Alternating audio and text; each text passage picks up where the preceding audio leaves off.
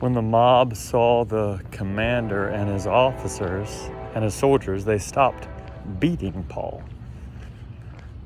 When the commander arrived, he arrested Paul and ordered him to be bound with 2 chains. Only then did he begin to ask who Paul was and what he had done.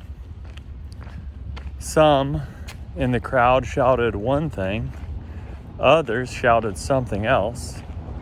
Because of the commotion, he couldn't learn the truth, so he ordered that Paul be taken to the military headquarters. When Paul reached the steps, he had to be carried by the soldiers in order to protect him from the violence of the crowd. The mob that followed kept screaming, "Away with him!" As Paul was about to be taken into the military headquarters, he asked the commander, "May I speak with you?" He replied, "Do you know Greek? Aren't you the Egyptian who started a revolt and led 4,000 terrorists into the temple some time ago?" Paul replied, "I am a Jew born from Tarsus in Cilicia, a citizen of an important city. Please, let me speak to the people." With the commander's permission, Paul stood on the steps and gestured to the people. When they were quiet, he addressed them in Aramaic. "Brothers and fathers, listen now to my defense." When they heard him address them in Aramaic, they became even more quiet. Paul continued, "I'm a Jew born in Tarsus in Cilicia, but raised in this city. Under Gamaliel's instruction, I was trained in the strict interpretation of our ancestral law. I am passionately loyal to God, just like you who are gathered here today.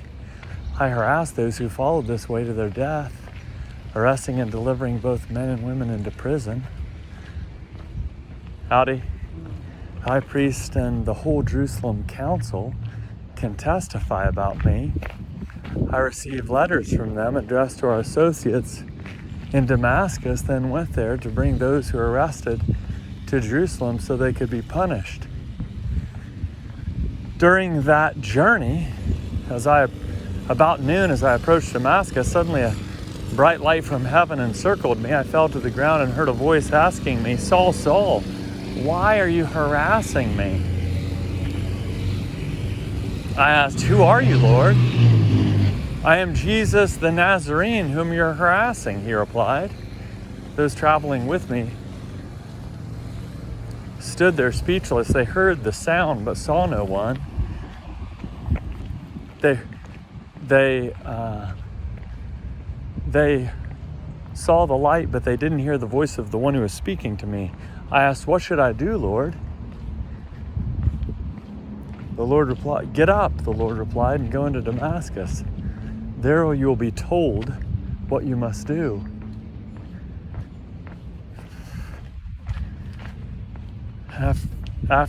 When my companions picked me up from the ground, I couldn't see because of the brightness of that light. So my companions led me by the hand into Damascus. In Damascus, there was a certain man named Ananias, according to the standards of the law. He was a pious man who enjoyed the respect of all the Jews living there. He came and stood beside me. He said, "Brother Saul, receive your sight," he said. Instantly, I regained my sight and I could see him. He said, "The God of our ancestors has selected you to know his will, to see the righteous one, and to hear his voice. What are you waiting for? Get up, be baptized, and wash away your sins as you call on his name."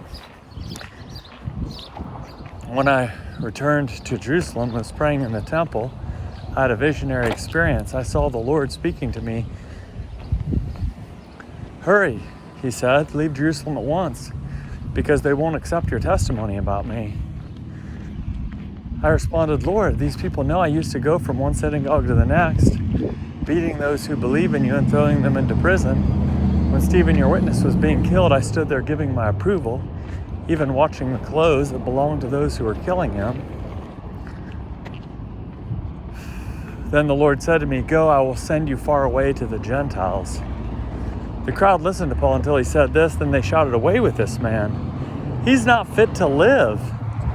As they were screaming,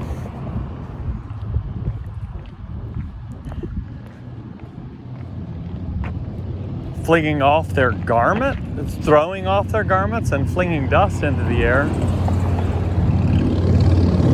the commander directed that Paul be taken to the military headquarters. He ordered that Paul be questioned under the whip so that he could find out why they were shouting at him like this.